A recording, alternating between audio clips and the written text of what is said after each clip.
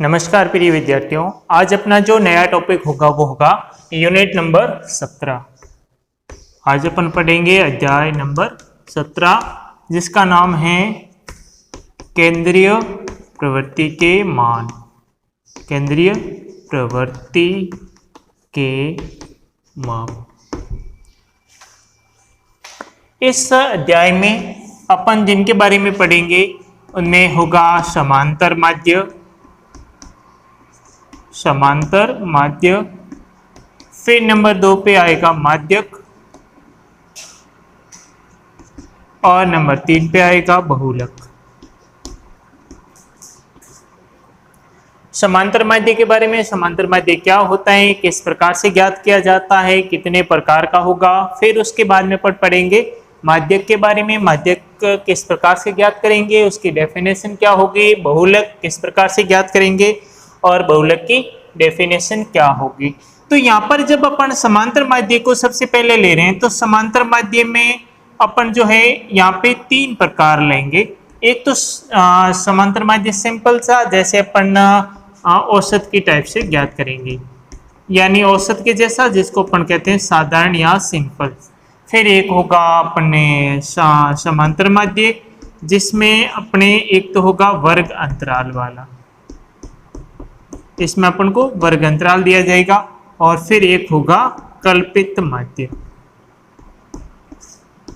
कल्पित समांतर माध्य। अब इनसे संबंधित जो सिंपल सी परिभाषा उनका अपन अध्ययन करेंगे सबसे पहले। तो सबसे पहले समांतर माध्य क्या होगा, समांतर माध्य किसे कहते हैं या समांतर माध्य क्या होता है। तो यहाँ पर इस शब्द का अपन एक्सप्लेन करें तो यह आएगा समान प्लस अंतर।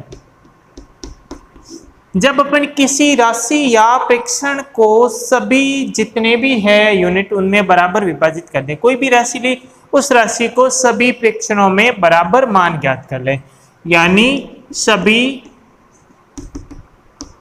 प्रेक्षणों को, सभी प्रेक्षणों का समान मान, जितने भी प्रेक्षण आए उन प्रेक्षणों को बराबर मात्रा में जो मान मिलेगा, यानी सभी प्रेक्षणों को बराबर मात्रा में मिलने वाला मान,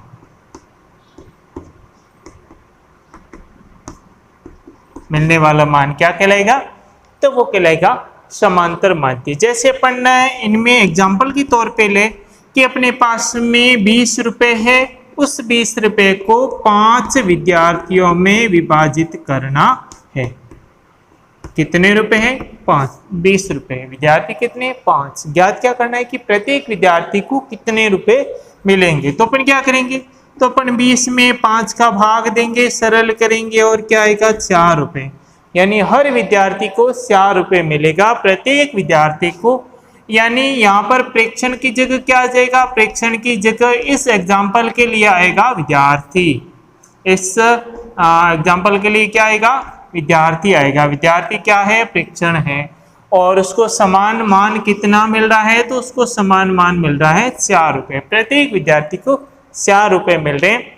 इस प्रकार से इनका मान ज्ञात करना समांतर माध्य के अंदर आएगा। फिर प्रेक्षण क्या होगा, प्रेक्षण यानी ऐसी अपन फॉर एग्जांपल के लिए ले लें, जैसे ABCD है या फिर किसी का नाम है या विद्यार्थियों की संख्या है, जो प्रश्न में दिया जाएगा वो प्रेक्षण कहलाएगा। फिर आएगा इसमें एक आएगा बारंबारता। क्या आएगा, बारंबारता। बारंबारता का अर्थ क्या होता है कि कोई प्रेक्षण जितनी बार रिपीट हो रहा है, यानी किसी प्रेक्षण के पुनरावृत्ति होने की संख्या को उसकी बारंबारता कहते हैं। बारंबारता का अर्थ क्या होता है, बारंबारता का अर्थ होता है बार बार आना। अर्थ क्या होता है, बार बार आना। आना का मतलब पुनरावृत्ति होना, रिपीट होना। आने का मतलब क्या होता है, पुनरावृत्ति होना या रिपीट होना, इंग्लिश में कहते हैं रिपीट होना। तो बारंबारता यानी कोई प्रेक्षण जितनी बार रिपीट होगा उनकी संख्या, रिपीट होने की संख्या, ये क्या कहलाती है, बारंबारता कहलाती है। परिभाषा होगी किसी प्रेक्षण के पुनरावृत्ति होने की संख्या को पुनरावृत्ति होने की संख्या को उस प्रेक्षण की बारंबारता कहते हैं।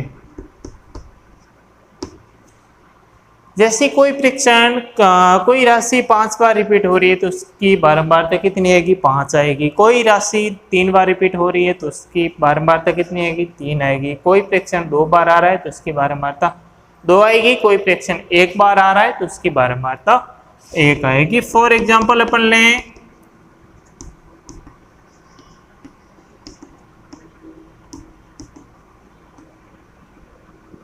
ये कोई अपन को एक श्रेणी दे रखी है, यहाँ पर अपन को ज्ञात करना है कि ए की बारंबारता क्या होगी।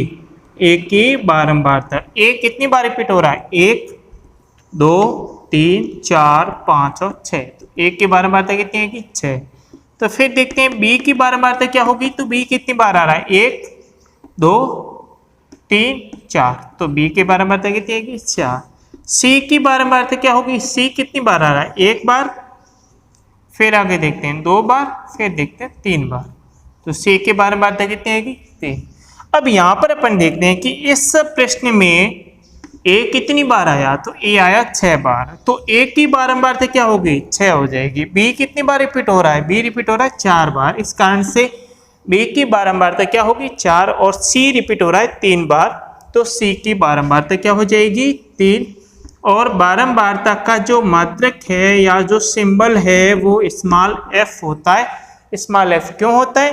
क्योंकि इसको इंग्लिश में फ्रीक्वेंसी कहते हैं। इस कारण से जो है बारंबारता का सिंबल क्या आएगा? एफ आएगा।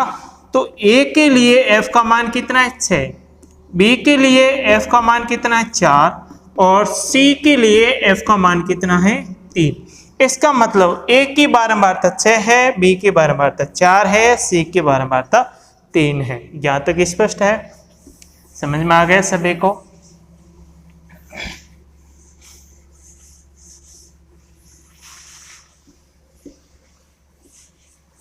फिर इसके बाद में एक और सिंबल यहाँ पे काम में लेंगे जिसको इस प्रकार से लिखा जाता है और इसे कहते क्या है? सिग्मा कहते हैं। सिग्मा की डेफिनेशन क्या होगी?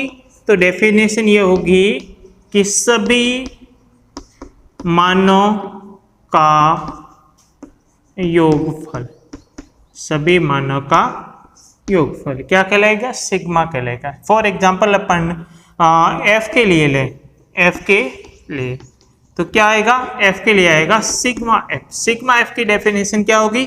तो सिग्मा एफ की डेफिनेशन होगी सभी एफ का योगफल। किसी अन्य के लिए ले तो उसके लिए भी आएगा। जैसे फॉर एग्जांपल अपने लिया एफ एक्स के लिए लिया तो सभी एक्स का योगफल, एफ एक्स के लिए लेंगे तो सभी एफ एक्स का योगफल। जहां भी सिग्मा लिखा है, सिग्मा का अर्थ क्या होता है? सिग्मा का अर्थ होता है योग। किसका योग? जिसके लिए अपन सिग्मा अप्लाई कर रहे हैं। जैसे एफ के लिए अप्लाई करेंगे तो सभी एफ का योगफल, एफ एक्स के लिए लेंगे तो सभी एफ एक्स का, और एक्स के लिए लेंगे तो सभी एक्स का। उसके बाद में आएगा समांतर माध्य। अपन ने समांतर माध्य का फॉर्मूला लिखेंगे। समांतर माध्य एक फॉर्मूला ये होता है, समांतर माध्य का जो है संकेत, वो संकेत क्या होगा? तो वो संकेत होगा एक्स बार। यानी एक्स के ऊपर जो लाइन खींची गई है इस लाइन को क्या कहते हैं? बार। और इसको पढ़ेंगे कैसे? तो इसको पढ़ेंगे एक्स बार। शब्दों में कैसे पढ़ेंगे? एक्स बार, इसको कहते हैं बार। फिर एक्स बार का फॉर्मूला क्या होगा? यानी समांतर माध्य का फॉर्मूला क्या होगा? प्रेक्षणों का योग। फॉर्मूला क्या होगा? प्रेक्षणों का योग, प्रेक्षणों का योग बटा प्रेक्षणों की संख्या। पहले अपन ने इससे पूर्ववर्ती क्लासों में एक पढ़ा था राशियों का योग बटा राशियों की संख्या। अब देखो ये फॉर्मूला अपन ने किसके लिए पढ़ा था, तो ये फॉर्मूला अपन ने पढ़ा था किसके लिए, औसत के लिए। ये फॉर्मूला किसके लिए पढ़ रहे हैं, तो ये फॉर्मूला पढ़ रहे हैं अपन समांतर माध्य के लिए। किसके लिए, समांतर माध्य के लिए। समांतर माध्य के लिए क्या काम में ले रहे हैं, प्रेक्षण काम में ले रहे हैं। औसत के लिए क्या काम में ले रहे हैं, राशि काम में ले रहे हैं। जहां औसत में राशि लिखा था उसी राशि को समांतर माध्य में क्या लेंगे, प्रेक्षण लेंगे। दोनों फॉर्मूले सेम है, किसी प्रकार का कोई अंतर नहीं है। अब देखो समांतर माध्य अलग अलग होते हैं। जैसे एक सिंपल समांतर माध्य जो अपन एज ए औसत ज्ञात करेंगे, एक में इंडेक्स बना के करेंगे, जहां पर अपन को जो है कुछ प्रेक्षण दिए जाएंगे, उस प्रेक्षणों की बारंबारता दी जाएगी। यानी x क्या होगा समांतर माध्य में, x होगा प्रेक्षण, f क्या होगी, तो f होगी बारंबारता। f किसे कहते हैं, f कहते हैं बारंबारता। उसके लिए इंडेक्स कैसे बनेगी, उसके लिए यहाँ पे आएगा क्रम संख्या, फिर यहाँ x का मान आएगा, यहाँ फिर f का मान आएगा, यहाँ f इंटू x आएगा। अब देखो क्रम संख्या 1 2 3 और जितनी भी हो लगाएंगे। x का मान आपको ये प्रश्न में दिया जाएगा, ये प्रश्न में दिया जाएगा, ये भी प्रश्न में दिया जाएगा, और ये अपन ज्ञात करेंगे। इनको ज्ञात कैसे करेंगे, f और x के मान को इंटू करके इन fx को ज्ञात करेंगे। फिर इसके बाद में इस इंडेक्स को अपन कंप्लीट कर लेंगे और f के नीचे क्या लिखेंगे, सिग्मा f लिखेंगे। सिग्मा f का मतलब f के जितने भी मान आए उन सब का योगफल आएगा, और यहाँ पे लिखेंगे सिग्मा fx, और सिग्मा fx क्या होगा, तो यहाँ जितने fx आ रहे हैं उन सब का योगफल आएगा। फिर देखो समांतर माध्य ज्ञात करेंगे, उसके बाद में क्या ज्ञात करेंगे, समांतर माध्य। समांतर माध्य का अर्थ होता है x बार। x बार का फॉर्मूला क्या बनेगा, तो x बार का फॉर्मूला बनेगा सिग्मा fx बटे सिग्मा f, और यहाँ पे सिग्मा fx के मान में सिग्मा f का भाग देंगे, और जो मान आएगा वो अपना क्या हो जाएगा, वो अपना हो जाएगा आंसर। अब इससे संबंधित अपने प्रश्नावली जो है आपकी पहली और दूसरी है। फिर आगे आपको दे रखे कुछ फिर एक आएगा वर्ग अंतराल वाला, वो नेक्स्ट प्रश्नावली में 17.3 में आएगा। फिर 17.4 में कल्पित माध्य आएगा। उसके बाद में आगे माध्य की 2 प्रश्नावली और लास्ट हो जाएगी आपके बहुलक की। अब देखो कुछ यहाँ पे दे रखे कि समांतर माध्य के गुण क्या होंगे। समांतर माध्य के क्या ले रहे हैं अपन, गुण ले रहे हैं। गुण क्या होते हैं, पहला इसको ज्ञात करना सरल होता है। इनकी जो गणना आएगी वो गणना क्या होगी, तो इसकी गणना होगी सरल, यानी बहुत आसान है। जैसे आसान किस प्रकार से, आपको x का मान दिया जाएगा, f का मान दिया जाएगा, इन दोनों को इंटू करोगे f इंटू एक्स या f इंटू एक्स करोगे, फिर इनका योग करोगे, f का योग करोगे और इसमें भाग दोगे। अगला है कि ये सभी स्टेप पर आधारित है। स्टेप का मतलब जो अपन x ले रहे हैं, यानी नंबर 2 पे क्या लिखेंगे, सभी गणनाएं पदों पर आधारित होती है। सभी गणनाएं पदों पर आधारित होती है। ये स्टेप आधारित कैलकुलेशन है। स्टेप आधारित कैसे होगी, जैसे अपन ने x लिया, f लिया, इन दोनों का मान जब अपने पास में होगा तभी अपन f इंटू एक्स ज्ञात करेंगे, और जब f को जोड़ेंगे, fx को जोड़ेंगे, इन दोनों का मान आएगा, तब अगला स्टेप क्या आएगा, समांतर माध्य का आएगा। और ये अन्य सांख्यिकीय विश्लेषणों में भी, यानी समांतर माध्य का उपयोग बहुत सारी जगह पे होता है। बहुत सारी कैलकुलेशन, अन्य कैलकुलेशन होती है, उनको ज्ञात करने के लिए भी इनका उपयोग होता है। यानी अन्य गणनाओं में भी इसका उपयोग होता है, किसका, समांतर माध्य का। फिर आएगा ये एक माध्य निश्चित और सदा एक ही होता है। समांतर माध्य का जो आंसर आएगा वो फिक्स आएगा। यानी जैसे सपोज अपन ने एग्जांपल पहले लिया था कि 20 में जब अपन ने 5 का भाग दिया तो कितने आए, 4 रुपये आए। इस वाले 20 में 5 का भाग से कोई सा भी विद्यार्थी दो, सभी के आंसर 4 रुपये ही आएगा। ऐसा नहीं कि किसी के 4 रुपये आ रहे हैं, किसी के 5 रुपये आ रहे हैं, किसी के 6 रुपये आ रहे हैं, ऐसा नहीं होगा। इसका जो मान आएगा, आंसर आएगा, वो आंसर क्या आएगा, निश्चित आएगा। यानी इसका जो मान है वो मान क्या होगा, मान होगा सदैव निश्चित रहेगा, अपरिवर्तित रहेगा, ये बदलेगा नहीं। फिर है यहाँ पर इसकी क्लियरिटी की अपन जांच कर सकते हैं, शुद्धता की जांच कर सकते हैं कि जो अपन ने मान ज्ञात किया क्या वो सही है या नहीं है। इसमें अपन क्या कर सकते हैं, तो इसमें अपन इस मान में शुद्धता की जांच कर सकते हैं। जैसे फॉर एग्जांपल अपन ने लिया 5 विद्यार्थियों को 20 रुपये विभाजित करने थे, प्रत्येक को 4 रुपये मिले। क्या प्रत्येक को 4 रुपये मिलेंगे? यदि 4 रुपये मिल रहे हैं तो पांचों के कुल कितने होंगे, तो अपन क्या करेंगे, पहले के 4, दूसरे के 4, तीसरे के 4, चौथे के 4 और पांचवें के 4, इनको जोड़ लेंगे। 4 और 4 8, 8 और 4 12, 12 और 4 16, 16 और 4, यानी यहाँ पर अपन को जो इनका योग मिला वो क्या मिला, 20 मिला। इसका मतलब जो अपन ने आंसर ज्ञात किया वो आंसर क्या है, एकदम सही है। फिर अगला इसका मान जो है, इसका जो गुण है वो इसके मान सदैव स्थिर रहते हैं, इनका जो आंसर कभी बदलेगा नहीं।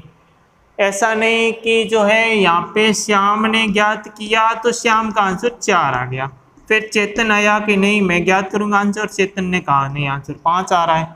फिर कोई और विद्यार्थी आया, उसने ज्ञात किया तो उसने कहा आंसर 6 आ रहा है, किसी और ने बताया कि आंसर तो 4.5 आ रहा है। ऐसा कभी नहीं होगा। यहाँ पे जितने भी विद्यार्थी आएंगे, सही इसका आंसर श्याम निकाल रहा है या फिर चेतन ज्ञात कर रहा है या फिर दिलखुश निकाल रहा है आंसर, या फिर सुशीला आंसर निकाल रही है, या फिर रवीना आंसर निकाल रही है, या फिर गौरव आंसर निकाल रही है। सभी का आंसर क्या आएगा, सभी का आंसर एक जैसा आएगा। किसमें एक जैसा आएगा, तो वो आएगा समांतर माध्यम में। तो समांतर माध्यम में क्या होगा, समांतर माध्यम में जो मान अपन को मिलेगा वो मान कैसा होगा, तो वो मान स्थिर होगा। स्थिर होने के साथ में और कैसा होगा, तो और निश्चित होगा। और निश्चित होने के साथ में वो मान कैसा होगा, प्योर होगा, शुद्ध होगा। 100% जो आंसर आएगा वो सही आएगा। और उसके अलावा इसमें जो मान ज्ञात करेंगे उस मान का उपयोग अपन अन्य गणनाओं में भी करेंगे। इनको ज्ञात करना सरल होता है, ये स्टेप आधारित है, यानी ये जो है स्टेप बाय स्टेप इसको अपन फॉलो करेंगे तो बड़े आराम से, आसानी से, कम कैलकुलेशन में मान ज्ञात करेंगे। अब अपन ले रहे हैं आज का होमवर्क। तो आज के होमवर्क में नंबर 1 पे अपन ले रहे हैं समांतर माध्य की परिभाषा, यानी समांतर माध्य क्या होता है, किस प्रकार से ज्ञात किया जाता है। नंबर 2, बारंबारता किसे कहते हैं, बारंबारता किसे कहते हैं। और नंबर 3 पे अपना क्वेश्चन आएगा, समांतर माध्य के गुण क्या होते हैं, या गुण क्या क्या होते हैं। इन तीनों क्वेश्चनों को हल करना। पहला क्वेश्चन क्या होगा, समांतर माध्य की परिभाषा, यानी समांतर माध्य क्या होता है, किस प्रकार से ज्ञात किया जाता है। नंबर 2, बारंबारता किसे कहते हैं, केवल परिभाषा है और परिभाषा के साथ में इसका संकेत भी लिखना है। और फिर है समांतर माध्य के कौन कौन से गुण होते हैं, ये आपको बुक में भी मिल जाएगा और वीडियो में भी बताया गया है। Thank you.